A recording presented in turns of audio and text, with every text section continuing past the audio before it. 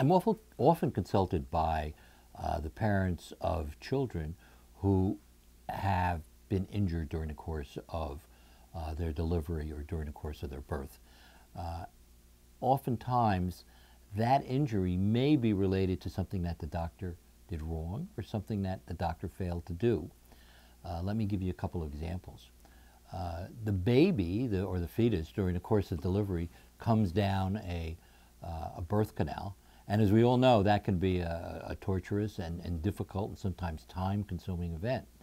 As the baby is being delivered and coming through the birth canal, the fetus passes through several areas within the mother, and sometimes that child can be caught, and what happens is the shoulder is caught under the mother's bones. And if that is not relieved appropriately or properly, the child can develop what's called Erb's palsy.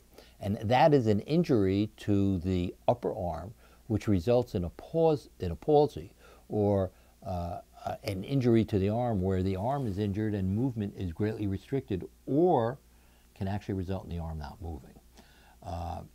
As I said, there are techniques to relieve that problem, and if those appropriate techniques are not used by the physician, the baby's going to be injured.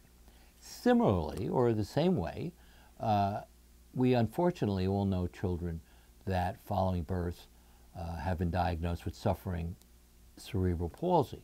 That can often occur when there is a delay in the treatment of the child, and the child or the fetus has signs and symptoms of fetal distress. That will show up on the monitor, which all hospitals use today.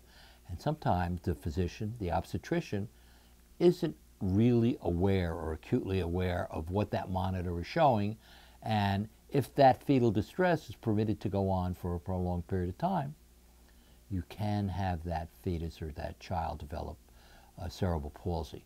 These are two major areas which we see quite often in birth injury cases.